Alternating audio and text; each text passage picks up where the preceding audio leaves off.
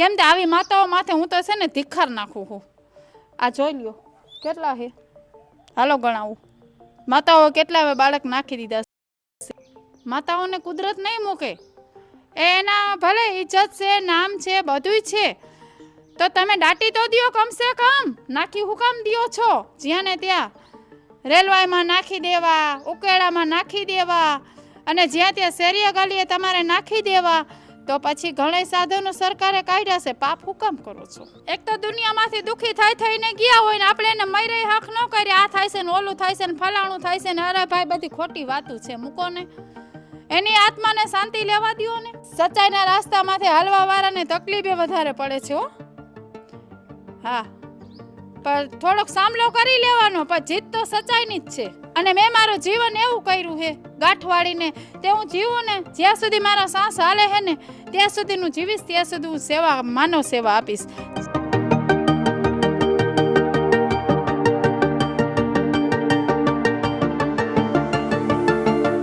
મોરબીના સ્મશાનમાં અમે આવી ગયા છીએ, જ્યાં અનુકૂળ સ્મશાન, જ્યાં મહિલા સેવા આપે છે. સ્મશાનથી માંડીને સિવિલ સુધી ગમે એવા દર્દી હોય, ગમે એવા સિવિલ હોય, ગમે એવી પરિસ્થિતિ હોય, તે બેન અત્યારે લડી રહી. તેવા હસીનાબેન સાથે સીધી વાત કરી. હસીનાબેન લાડકા, મોરબી સિવિલ. તે માનવ સેવા છે, ઈશ્વર અલ્લાહનું નામ છે, બરાબર છે. અને એક આ ભારત દેશ માટે ભારતીય નાગરિક જ છે ને. ઇન્સાનિયત ને માનવતા, આપણામાં જે માનવતામાં આવતું હોય એ આપણે માનવ સેવા દેવી જરૂરી છે. કોઈ બી હોય તે, અથવા અનનોલ હોય કે કોઈ માતા બાળકને મૂકીને વહી ગઈ હોય, તે બાળકને નાખી દીધું હોય, એવા કોઈ બાળક હોય તો કોઈ માતાએ બાળકને નાખી દીધું હોય, એવા બાળકોની અહીંયા પણ જોવો સમસાન.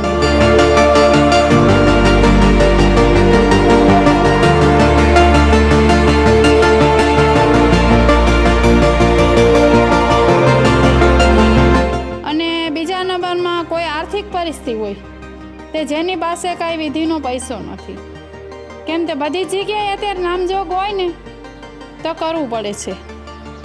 એટલે નામજોગ એટલે એ આર્થિક પરિસ્થિતિ હોય, એની પાસે શું હોય તો આપણે થોડીક રિક્વેસ્ટ કરીએ તો એનું કામ સરળતાથી થઈ જાય. હસીનાબેન, શું કહેશો કે મહિલાને ગાડી હલાવીને સ્મશાન યાત્રામાં જવું એ બહુ અઘરું પરિસ્થિતિ છે, શું કહેશો?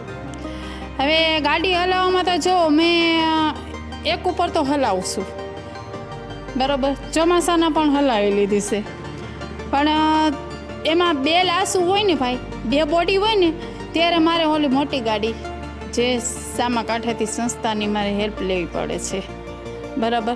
અને નાની ગાડી રહી ને એમાં તો પણ કોઈ પોલીસવાળાને કહું એ પણ મદદ કરે. મારી બીજી આંખમાં મોતીઓ છે, હવે બીજી આંખમાં મોતીઓ ઉતરાવી લો પછી મારે કંઈક ફૂલ ગાડી હલાવી શકું. ત્યાં સુધી તો આ 3 વર્ષથી આમને આમ આ પોલીસ ખાતું રહ્યું. એ લોકો રાજકોટ કોઈ ડીકમ્પોઝ બોડી હોય, કોઈ એવું હોય મર્ડર આ તે, તો પછી રાજકોટ પીએમ કરાવવા જાય તો એ લોકો પેટ્રોલ ન ખાવીને એ લોકો ડ્રાઈવરનું પણ કરે પોલીસ ખાતું. જ્યારે લોકો ન હોય જ્યારે ત્યારે તમે ખુદ લડી લ્યો છો ને ગાડી હલાવી લ્યો છો, એવી પરિસ્થિતિમાં? એવી પરિસ્થિતિમાં તો એવું છે તે જોવો, જ્યારે માથે પડે ને ત્યારે બધું જાતે જ કરવું પડે. અનુભવ શીખડાવે છે બધું, બરાબર છે. અને ઓલું અનુભવથી ને આપણે શીખીને એવું ક્યાંય પણ શીખવા નથી મળતું. આ તો મને 15 વર્ષથી આ બધો અનુભવ થઈ ગયો. તે કેવા લોકો આવે છે ને કેવા અનુભવ થાય છે. એટલે આ જે કાંઈ અમે આગળ આવીએ છીએ ને આ અનુભવથી આવી છીએ. શું કહેશો, ઘરમાં પરિવારમાં કોણ કોણ છે અને કેવી રીતના તમે આ બાળકો તમારા છે અને તમે કેવી રીતના આ બધું મૂકીને આવો છો? 3 દીકરીઓ છે મારે. હવે 3 દીકરીઓને મેં મેરેજ કરી દીધા. કેમ તે દીકરી જુવાન મૂકીને ભાઈ આજે મેં જે સેવાની ગાંઠ વાળી હતી પણ ઉપરવાળાના ભરોસે મેં મૂક્યું છે બધું. પણ મારી દીકરી છે ને ઇજ્જતથી ને 3 દીકરીની નિકાહ પડી ગઈ અને 3 દીકરીના ઘરે છોકરા થઈ ગયા. સહારામાં એવું છે તો કુદરતે મને છે ને હું મારી જાતને કાંઈ નથી માનતી. તે હાલો મારે મોદી સાહેબ સાથે વાત થઈ ગઈ, તે મારે કોઈ આ ગાડી મને સેવામાં આપી છે એનો કોઈ મને અભિમાન છે, તે મારું કોઈ સેલિબ્રિટી નામ છે એનો મને અભિમાન છે ના, કોઈ વસ્તુનો નહીં. હું એક માનવ સેવાને માનું છું. જો હજી આ હાલ ઘડી 80 વારે ચંપલ અને આ કડી પડી જશે નગદ રોજે બદલાઈ આવીશ. અને સાડીને છેડા ઓટાવવાનો મને ટાઈમ નથી આ માનવ સેવામાં. મારી પેટની દીકરીના ઘરે હું રાત નથી રોકાઈ શકતી. કેમ તે હું એક જરાક ક્યાંક જાઉં ને એટલે સીધું અહીંયા હમણાં પરિસ્થિતિ જોઈ લીધી. હવે એવા નાના માણસો બિચારા થોડા કેવા કેવા લોકો તમારી પાસે એવા લોકો આવે છે ને તે આપણને એમ થાય કે આ છે ને સેવાથી ઉત્તમ કાંઈ નથી હો. અને મદદરૂપ થાય ને તો એક આરોગ્યથી ને તેમ વધારે થોડીક મદદરૂપ થવાય ટૂંકમાં. કેમ કે જ્યારે માણસ પાસે કાંઈ રહેતું નથી ત્યારે માણસ આવે છે ને સિવિલમાં. નકર માણસ પાસે બધું હોય તો માણસ બધું રૂપિયાથી ન કરાવી લે.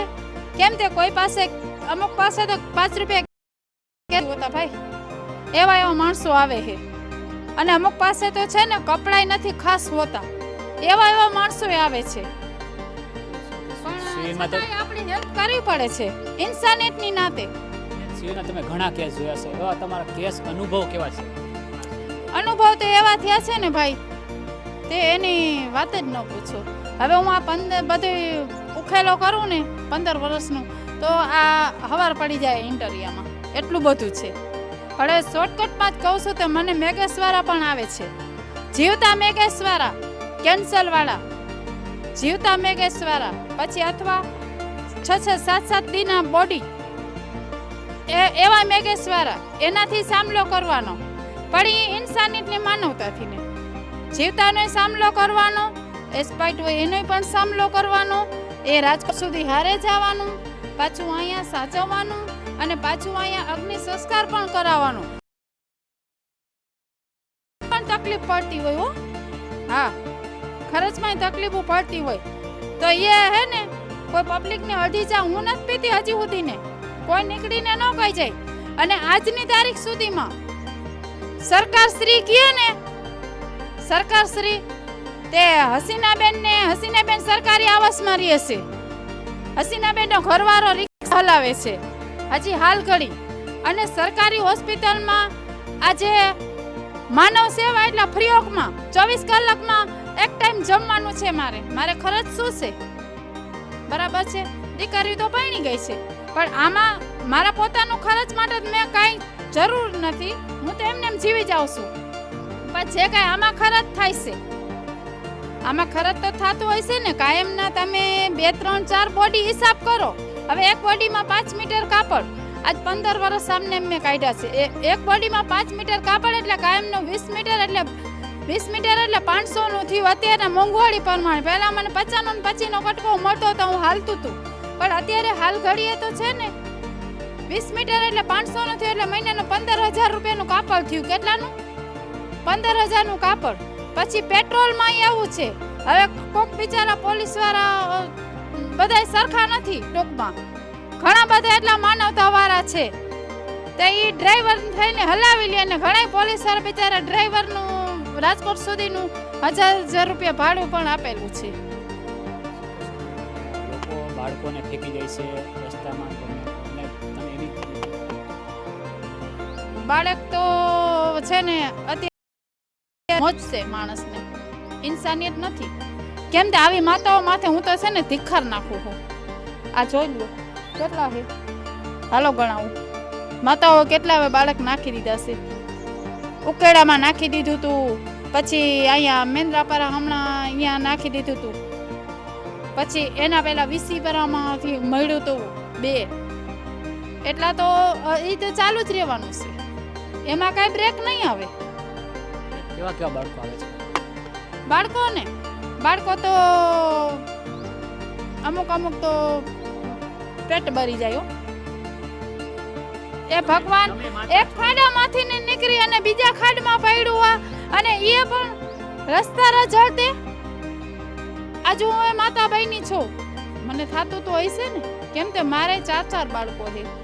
તે આજે એક બાળકની હાલત જોઈ અને એમ થાય એ કુદરત આને શું ગુનો કર્યો છે? આ તો ભગવાનના રૂપમાં છે, આ નિર્દોષ છે, આને શું સજા એની માતાને દ્યું, નાખી દીધું છે એને. તે દુનિયા જોવે. હું તો ખાલી એટલું જ કહું છું, માતાઓને કુદરત નહીં પહોંચે. આવા માતાઓ નાખી દે હે ને, માતાઓને કુદરત નહીં મૂકે. એના ભલે ઇજ્જત છે, નામ છે, બધુંય છે, તો તમે દાટી તો દિયો કમસે કમ. નાખી હુકામ દિયો છો જ્યાં ને ત્યાં? રેલવાઈમાં નાખી દેવા, ઉકેડામાં નાખી દેવા અને જ્યાં ત્યાં શેરીએ ગલીએ તમારે નાખી દેવા, તો પછી ઘણા સાધનો સરકારે કાઢ્યા છે. પાપ હું કામ કરો છો? વિધિ કેવી રીતના સંસારમાં તમે કરો છો ને એક મહિલા તરીકે વિધિ કરી રાતે તમે 12 વાગે વિધિ કરી છે. મહિલા તરીકે હું મારી જાતને કાંઈ માનતી જ નથી. હું માનવ સેવા માનું છું અને મને હે ને કુદરતી દુઆ કોકની લાગી ભાઈ, નકર આમ ન હોય. હવે રાતના 3:30 વાગ્યાથી સવારના 3:45 વાગ્યા સુધીને આ શમશાને મેં જો લાકડામાં અગ્નિ સંસ્કાર કર્યું હોય ચાલુ વરસાદનો, તો પછી આ દુઆ જ કહેવાય ને આ બધાયની. અને દિલથી ને કામ કરીને નિસ્વાર્થ ભાવે અને નીતિ સાચી હોય ને હોગા વહેલા જાય ને તો કે કાંટો ન લાગ્યો ભાઈ. આ જિંદગીનું યાદ રાખજો. આ કોઈ સેલિબ્રિટી બનવાની નથી વાત કે કોઈ વાવા કરવાની વાત નથી, તો કોઈ નથી. પણ એક સચ્ચાઈના રાસ્તામાંથી હાલવા વાળાને તકલીફે વધારે પડે છે હો. હા, પણ થોડોક સામલો કરી લેવાનો, પણ જીત તો સચ્ચાઈની જ છે. અને જીત કુદરતે કરી છે. કેમ તે કુદરતે જે મને દીધું છે એ કોઈ નહીં છીનવી શકે મારી આગળથી ને. કુદરતે મને એવી ચીજ જ આપી દીધી છે તે જા સેવા કર. અને મેં મારું જીવન એવું કર્યું છે ગાંઠવાળીને, તે હું જીવું ને જ્યાં સુધી મારા શ્વાસ હાલે છે ને ત્યાં સુધી હું જીવીશ, ત્યાં સુધી હું સેવા માનવ સેવા આપીશ. આમાં જાતિ જ્ઞાતિ હિન્દુ મુસ્લિમ કાંઈ આવતું નથી. કોઈ બી હોય, એક ઇન્સાનિયત ને માનવતા એ રીતે જીવ. બધા શમશાનમાં આવતા બીતા હોય, શમશાનમાં આ થાય આ થાય, તમે ક્યારે હું કાંઈ આ વસ્તુને માનતી જ નથી. આજ આપણને કાંઈ થશે તો આપણાથી લોકો બીસે તો કરશે કોણ? દે જવાબ. આ બધી તો અંધશ્રદ્ધાયું છે. આવી બધી વસ્તુને મને નહીં, બિચારા આ તો વયા ગયા છે, એની આત્માને તો શાંતિ થવા દો. એનો શું દોષ? એક તો દુનિયામાંથી દુખી થઈને ગયા હોય ને આપણે એને મરે હક ન કરીએ. આ થાય છે ને ઓલું થાય છે ને ફલાણું થાય છે ને, અરે ભાઈ બધી ખોટી વાતો છે, મૂકો ને. એની આત્માને શાંતિ લેવા દો ને. અને અહીંયા ખોટા ઉતારા આવીને મૂકી જાય. બોલો ખાટલે કાંઈ નહીં તો મેં ઉતારા નાખ્યા છે. જરા વિચારો જ નથી લોકોને. એના જે બોડી આવતી હોય બિનવાસી, એની વિધિ તમે આખી કેવી રીતના કરો છો? બિનવાસી હવે એમાં છે ને સ્ટોરેજમાં બોડી રાખે. પહેલાં તો છે ને પોલીસ આવે, બરાબર છે, એના ફિંગરપ્રિન્ટ એમઓબી વાળાને લઈને સાથે લેવડાવવા પડે. પછી એના કોઈ કપડાં હોય એ કબજે કરીને હરખા રાખવા પડે. પછી એને સ્ટોરેજમાં 3 દિવસ કે અથવા 5 દિવસ કે 7 દિવસ રાખવી પડે. પછી અત્યારે સ્ટોરેજને કાંઈ નક્કી નથી હોતા, બંધ પડી જાય કાંઈ એવું થાય તો એની વ્યવસ્થામાં કદાચ સ્ટોરેજ બંધ હોય ને તો મારે એ પેટી પડી છે. પછી બરફ લઈ આવું ગાંધી ચોકમાંથી ને, પછી બરફ લઈ અને નીચે નાખું, પછી બોડી વચ્ચે રાખું અને પછી બરફ પાછું નાખું. 60 કિલો બરફ નાખ્યા છે મેં મારા પોતાના પૈસાના બોડીમાં. પણ કોઈ પબ્લિકને નથી કીધું અને એના સગાને નથી કીધું. વાલી વારસવાળા હોય ને એવાય બોડી છે ને, બિનવાસી હોય ને એવાય બોડીમાં મેં બરફ નાખ્યા છે. એ આ 5મા મહિનામાં હું જઈશ ચંદ્રગ્રહણ પહેલા. કેમ તે 12 મહિના સુધી એટલે હું સાચવું તો કોઈ એનું વાલી વારસ મળી ગયું તો એના ફૂલ આપી તો કમસે કમ બિચારા ફૂલ તો લઈ જાય ને. અને બિનવાસી હોય, નામજોગ હોય, આર્થિક વાળો હોય એના વાલી વારસને, અને બિનવાસી હોય એના વાલી વારસ મળી જાય ટૂંકમાં. અને લગભગ તો મળે છે ને લગભગ તો નથી મળતા. અને પછી 12 મહિના સુધી 5મા મહિના સુધી હું રાહ જોઉં 24-25 તારીખ સુધી. પછી છે ને અથવા જુનાગઢ જાઉં કે અથવા અહીંયા નવલખી જાઉં કે હરિદ્વાર સોમનાથ જાઉં, જેવી સગવડતા. રસીના બેન જેમ આ યાત્રામાં સેવામાં આવે છે એવા લોકો બેન આવે છે. હું તો એમ કહું છું તે મહિલા સ્ત્રી શક્તિકરણ, એક મહિલા હે ને મહિલા કરી શકે છે ને એ હિંમત હોવી જોઈએ. ટૂંકમાં થોડુંક મુશ્કેલી પડે પણ જીવનમાંથી ડર કાઢો. સૌથી પહેલા ડર કાઢી નાખો ને તો કાંઈ થવાનું નથી. આપણે સાચા છીએ, સોગા વાયલા જશે કે કાંટો નહીં લાગે. આ રીતે જીવન જીવો. હવે અંધારામાં બાવર હોય ને આપણે એમ કહી તો ભૂત ઊભું છે ભાગો, પણ જાતે અહીંયા જોવા જવું પડે તો બાવરનો ઠૂઠો જ છે, ભૂત નથી. તમે જાતે અહીંયા સામલો કરશો ને તો તમને ભૂત નહીં દેખાય, નકર તમે ભાગતા જ રહેશો હંમેશા. એટલે ડર કાઢવો પડે જીવનમાંથી ને, એટલે જાતે જોવા જવું પડે. તે અંધારામાં બાવર જ ઊભો છે, ભૂત નથી ઊભું. તો અંધારાનો કોઈને જાવું તો છે ને, ભૂત જાણીને ભાગવું જ છે. જો કોઈને સહાય કર્યો, હાથી સહાય કર્યો, જ્યાં હોય ત્યાંથી મદદ કરવી હોય લોકોને, તો હસીનાબેન જી મોરબીની અંદર છે, જે સેવાનું કામ આપી રહ્યા છે, અનોખું કામ છે, અનુભવ ખરેખર એની સેવા છે, બહુ જોવા જેવી છે. તો હસીનાબેનને એક થોડીક મદદ કરજો. મારી અપીલ છે તમને કે જેવી બને એવી તમારી જેવી શક્તિ એવી ભક્તિ. એટલે હસીબેને સીધા હસીબેને કેવી મદદ થઈ અને કેવા એના નંબર, હસીબેન તમારો નંબર બતાવો ને. 92 58 51 770.